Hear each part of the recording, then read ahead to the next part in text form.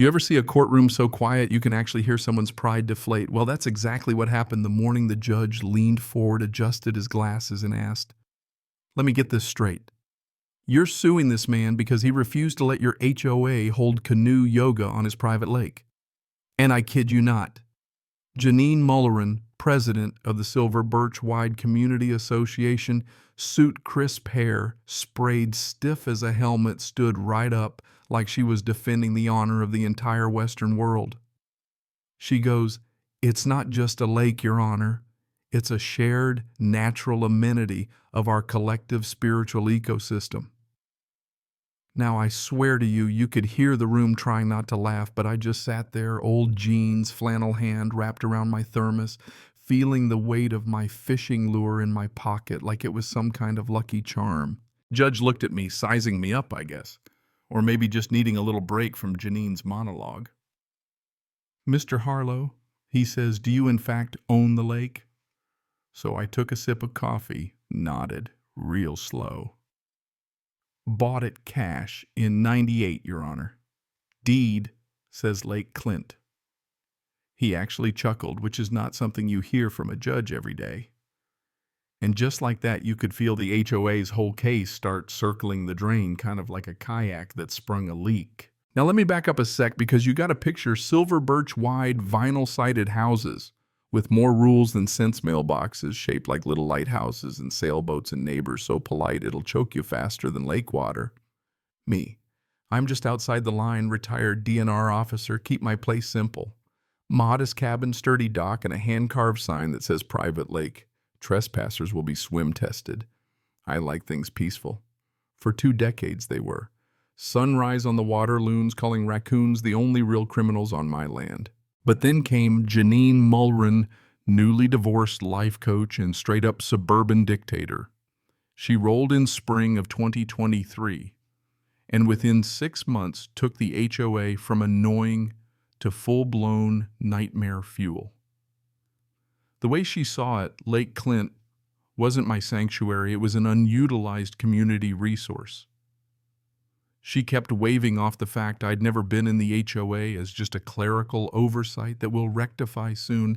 You ever meet someone like that? It's like they live on their own planet. At first it was just emails showing up like bad news on Monday, even though I'd never given them my address. Then flyers, fancy ones, stuffed in my mailbox, sunrise paddleboard ceremonies at Lake Clint QR code and all. I about choked on my coffee reading that. Sent them a cease and desist certified mail. 3 days later, Janine answers with a fruit basket and a note on lavender stationery. "Let's not let ownership get in the way of togetherness." The nerve. Next weekend, HOA folks show up like ants to a picnic. SUVs tearing up my grass yoga mats on my shore, meditation music blaring, and enough granola wrappers and juice boxes left behind to feed a raccoon army. One morning I come out and there's a full-on Tai Chi class on my dock. Janine's live streaming it. Caption reads, "Manifesting lake harmony at our community's sacred waters." Doc groaning me standing there in my slippers, coffee in hand, and she shushes me. Says I'm disrupting their chai flow. I actually wondered if I'd lost my mind. You'd think that'd be it, but no, she does this blessing ceremony next, scattering rose petals over the lake while chanting something she must have gotten off YouTube. Rose petals clog my motor, cost me $400 to fix. I send her the bill. She mails back a gift certificate for a life coaching session and a note about releasing my attachment to material possessions. I'll give her credit for creativity at least. After that, I install a gate with a combination lock, another private property sign, this one with a cartoon trespasser getting chased by a goose.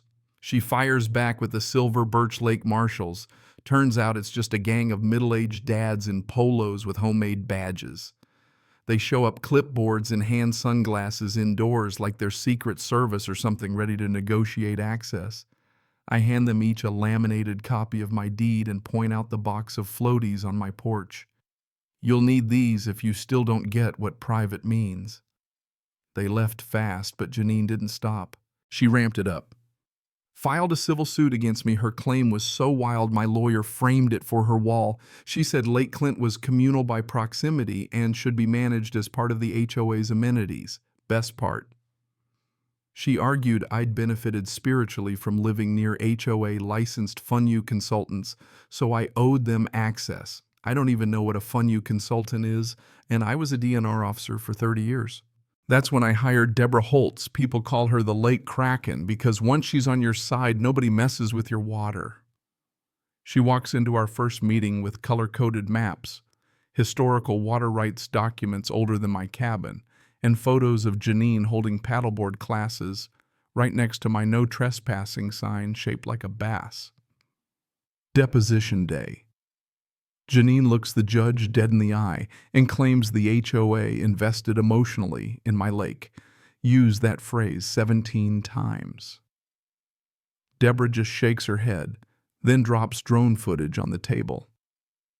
HOA folks littering, playing ukulele, scaring off nesting birds, and get this one guy, Gerald, dumping store-bought goldfish in the water to improve the vibes. That move broke 3 local fish stocking laws and brought the county down like a hammer.